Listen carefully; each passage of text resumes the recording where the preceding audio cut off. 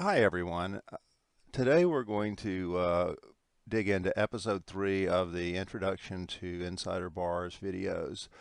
If you're new to Insider Bars or new to TradeStation, Insider Bars is an order flow analysis add-on product for TradeStation that's available on the Trading App Store. If you have a TradeStation account, you can get a free trial at tinyurl.com/insiderbars.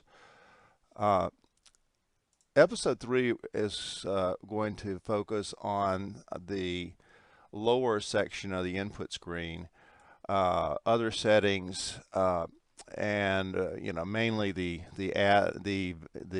standard deviation lines, VWAP, value area lines, that kind of thing. So first thing to notice here is that you have the font style at the top of this box. So you can choose your font and choose the font size that you want to use for all the text in the Insider Bars indicator. This controls all the font sizes except for what we talked about in the previous video, the markers, which are the little arrows or circles or squares that can that show the extreme bullish bearish points, and the bar VWAP and bar point of control markers up in the paint bar section. These are also controlled by the same value as the marker. So but everything else is controlled by the font down here in the other settings. Below that, we have the VWAP point of control and value area. And you choose what you want to display through a drop-down box here, from VWAP only, 1 standard deviation, 2 standard deviations, 1 plus 2 standard deviations, value areas. If you have a value area, a box opens that allows you to choose the percent of the volume you wish to include in your value area lines. The way the value area works is based on the actual population data. There's a lot of old estimations of value area running around on the internet that really are not very good. And the way that I've chosen to do it here is the actual calculation of trade by trade, where 70% of the volume is, for the session. You can do 2 value areas if you want, 75 and 95, or you can use smaller ones if you want. You can set your settings here as you see fit, or you can combine 2 standard deviations, which is popular, with a value area in the same chart. Just for kicks, let's do that to see what it looks like. Let's make the value area green, let's say.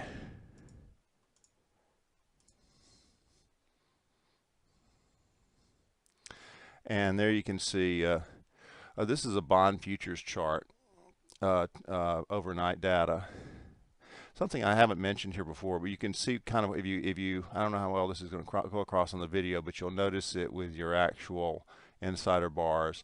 When I expand the spacing, or when I contract the spacing, you can see there's a bit of a lag between the hidden bars displaying all the drawing objects, and basically this is the way that you avoid getting caught up in all the 5,000 drawing objects, errors and crashes and whatnot that are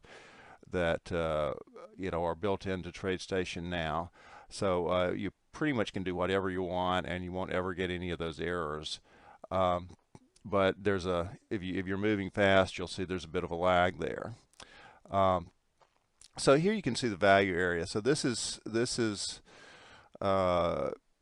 the bright blue is the VWAP. The black line is the point of control as it bounces around.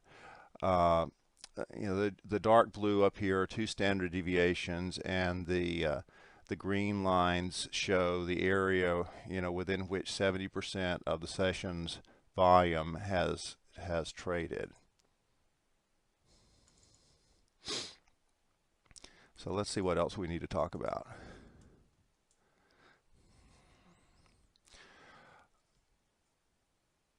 I didn't mention the check boxes for point of control and show labels here. These should be fairly obvious.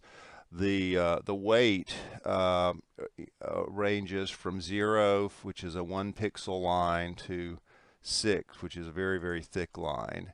And you can see just kind of what that looks like. But based on your monitor and your preferences, you can use that as you like. The next little setting, I want to jump over to the other two charts I have on the screen. These two are pit session charts, and let me just see if I can. What's the best way to do this? Should work fine.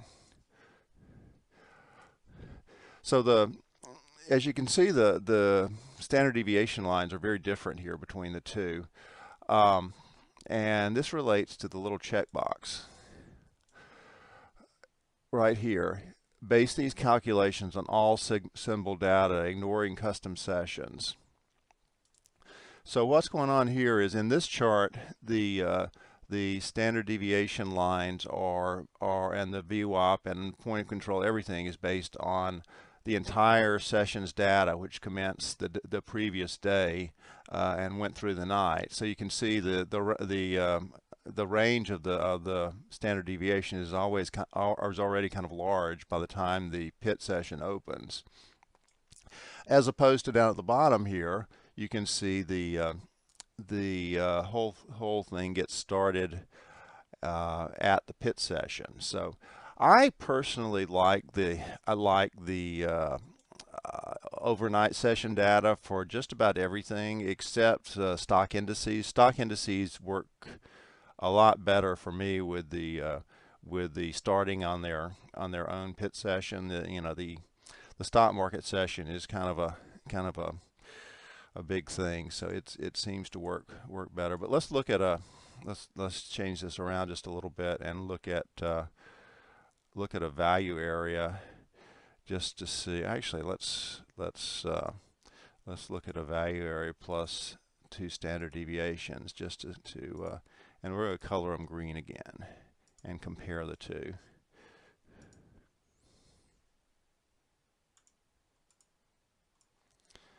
And same thing here.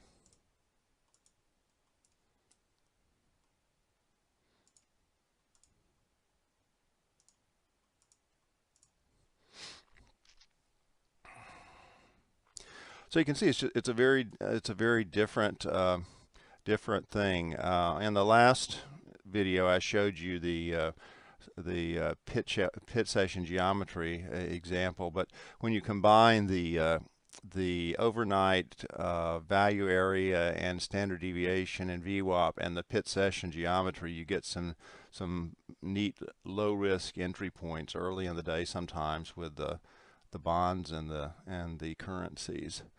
So that's kind of what that little checkbox with the long explanation does.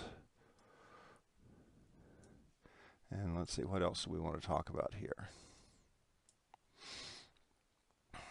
Okay, show inside bid and ask. Okay, I'm going to change. I'm doing this on holiday Monday, so I went back to get some more data, but let's change it to today now, and we'll show you the inside bid and ask. Let's see. So you see right here, there's this little orange plot, and that is showing you the inside bid and ask for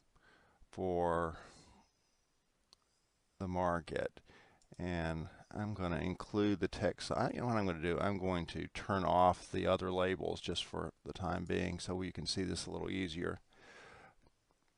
So now what you're seeing is, you see the low end of the little plot is the bid, and the high end is the ask, and the contracts at the bid and the ask are shown here.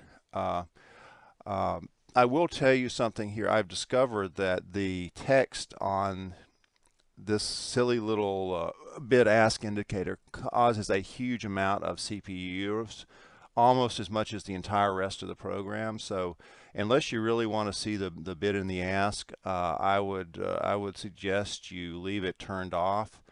I've gone through and done all the streamlining I can do, and it's still just a monster for whatever reason. So just a little tip there in terms of streamlining your computer performance. And I'm going to do another video too on just that. One of the things that has been a regular source of concern with people is various performance related things, and so I want to kind of go through a little high performance trade station computer management for a short video in a little bit, and yeah, see if I can help some of you all get straight with that kind of stuff. Okay, what else?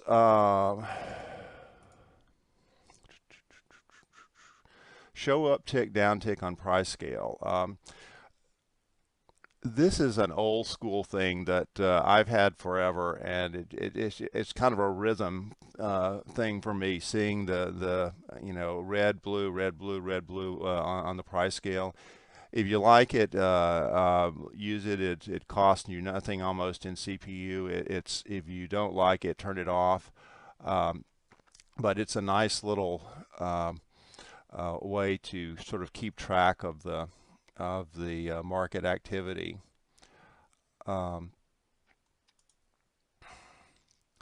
Show previous session range and midpoint. This is something that actually kind of came out of my geometry work, but and I thought it was a nice little thing to throw in here as well. If anyone has tried my free square geometry indicator, which is a free download on the Trading App Store, basically this is the geometry of the previous range geometry that it's based on, and there's a video on it actually on my YouTube channel or on TradeStation. You can find back from 2011 that kind of goes through the logic of the whole previous range concept. But what you find is that you see a lot of support and resistance at the previous range, high, low, and midpoint, and even quarter points and projections, from these. So it's a simple little thing, and to make it easier for my geometry subscribers to put both products together, I included it in here. So what else? I think that's about it. Yeah, I'm still working on bringing back the show last days. I'm not quite sure. There's some little quirk that I haven't found yet that was causing some issues, and it's a nice trick if you can only load a few days of data for insider bars when you need 20 days or something for some other indicator you have. But at the moment, it's having issues. So I'll get it back just as soon as I can. I haven't mentioned in previous videos the saving your own personal defaults, and this is really it's really kind of the reason that I went to all the effort to make the custom menus for insider bars and for all the premium products on the Trading App Store. You can't save inputs on the Trading App Store, the traditional TradeStation input. So anytime you added your indicator to a chart, you're starting back from whatever the developer's defaults are, which gets real old real fast. So that's why I did all this so you can, for one thing, make it easier to use and the easier to understand the kind of complex choices, but also so you can save your favorites. If you like chartreuse volume weighted average price, and pink standard deviations. Gosh darn it, you can do it. So um, anyway, that's about it for this.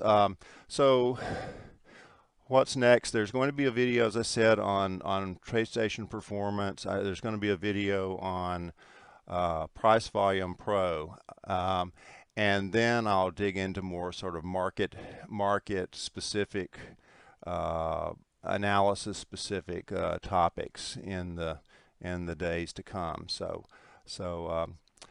thanks a lot for listening, and stay tuned. More's coming.